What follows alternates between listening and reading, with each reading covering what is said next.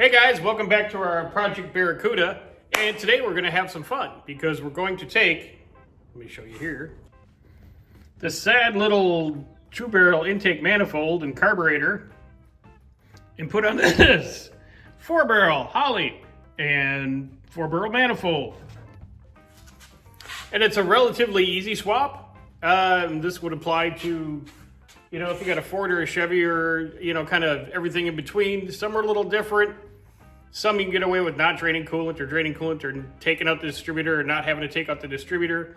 On this one, we did have to drain the coolant past the bottom of the manifold, but we can leave the distributor in, which is nice because we know our timing is right on the nuts and we won't have to, that won't be an issue once we get the carb swapped over. So let me show you some of the basic steps here. This is something that, kind of everybody wants to do on like a day 3. I'm going to modify my project car.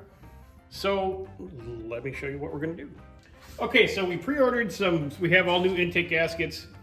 And I don't know if you can tell, but our chrome kind of didn't make it home. So we have some new covers for that. We have the gaskets for that. We're going to do this piece by piece. Pretty simple. We're going to start with disconnecting all our hoses. Then we'll move on to disconnecting our accessories on the manifold like the coil and the throttle kickdown. We'll unbolt the manifold itself, pull it up, get all the wiring out of the way, clean up what we need to clean up, show you what it looks like inside the engine if you don't know. Then we're going to dress the engine up a little bit and put on our new parts. So let me get this part started and we'll be back in a minute. Okay. Here's where we're at. We've disconnected all the hoses, pulled off one side valve cover, disconnected our fuel line, our linkage, all the nuts and bolts, unbolted the coil, the intermediate hoses and things like that right here.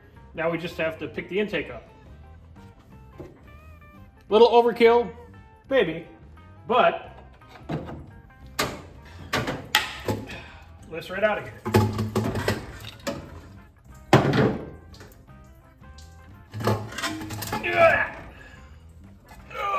Oh, it's a heavy old piece of crap. Oh, another reason to go with an aluminum intake manifold. That son of a bitch was heavy. Okay. Not so bad. A little dirty, but it's a 60-year-old car with an unknown engine from somewhere and miscellaneous bolts and screws. But not too bad. Looks like we could reconnect that. But pretty easy. I mean, this was a simple teardown anybody can do. So let's go ahead and clean up the old gaskets and things like that. Pretty stuff up a bunch. We're gonna clean all this up around here, paint some stuff, just make it look good since we're here, right? And we'll show you what it looks like before we put our manifold on. Now we got a chance to do a little cleanup on the motor and a little bit of paint here and there, disassembled most of this stuff, and then getting ready to lay our new intake gaskets in. We'll get these gaskets set, get a little RTV in the corners around the water jackets, but we should be good. That's all we need. You don't need to slabber everything with RTV. The gasket should take care of sealing the manifold. Let me take care of that. Then we'll grab our manifold, we'll set it on here, and we'll see how this is all going to look. Okay, we have the new intake carb on it, and it's got a few bolts in it. Put our new valve covers on just to lay them on there just to kind of see how it's going to look. And we've really upped the sexy in this car. You got to see this. The difference is shocking. Hang on. Bow! Look at that. Woo! How much nicer is that with a few hours of work and some cleaning, little rattle can, and wow. Yeah, there's the money shot, man. And the carburetor we're using on this one, we rebuilt on the bench. I'll insert the footage here. We have two Holleys, which are both pretty rough. But the thing is, they're both 600s and pretty much identical carbs. The point here is work with what you got. These were like basically free. I got the gaskets rebuild kit. We're gonna take, this one's gonna be our main. That's what we're gonna base our build off of. And we're gonna take the vacuum pod off number 2 here. There's some choke linkage and stuff down here that we need. I did order a new electric choke thingamabob that goes there. So we'll have a fully rebuilt carburetor with electric choke, vacuum secondary, Holley 600.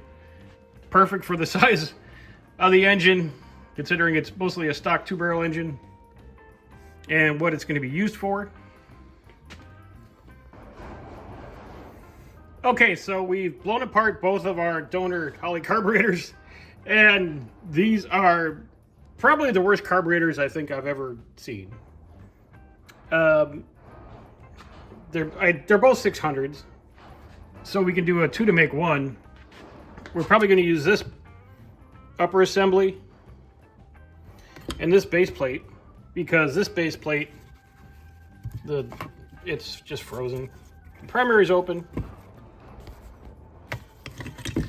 Secondaries are just no. And at least this one,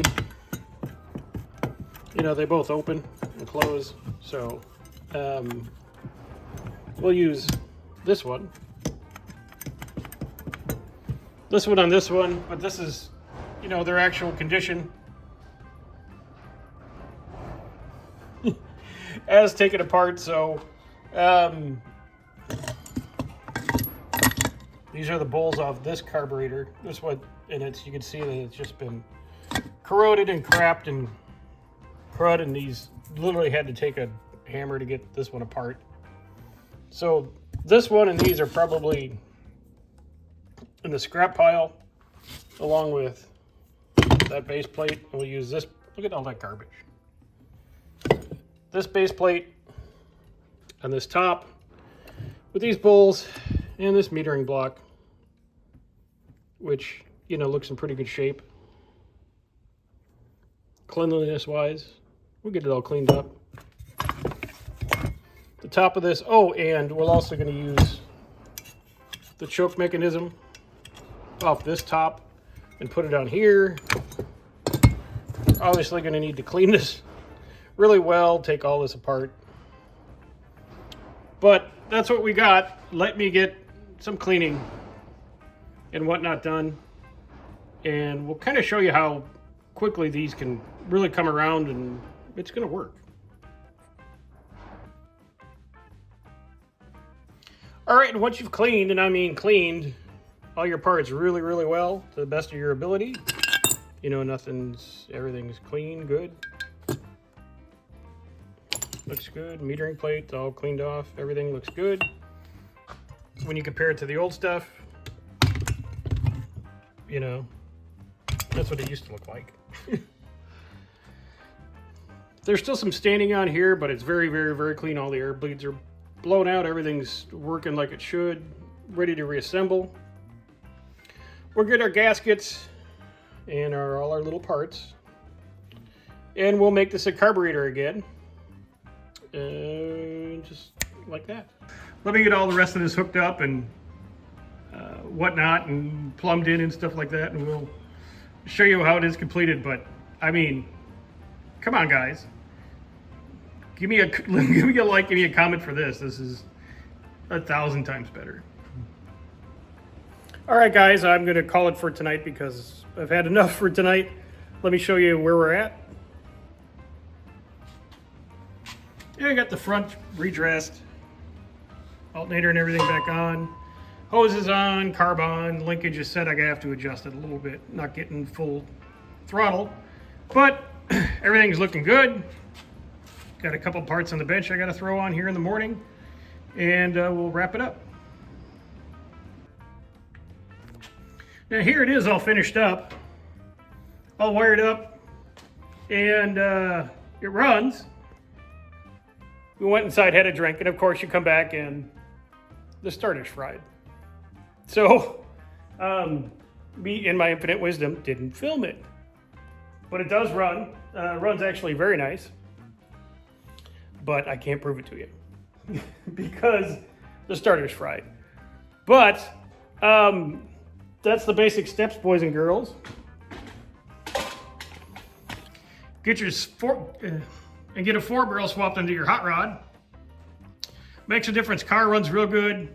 It's real responsive. Again, can't prove it because the starter fried, but trust me, yes, it runs.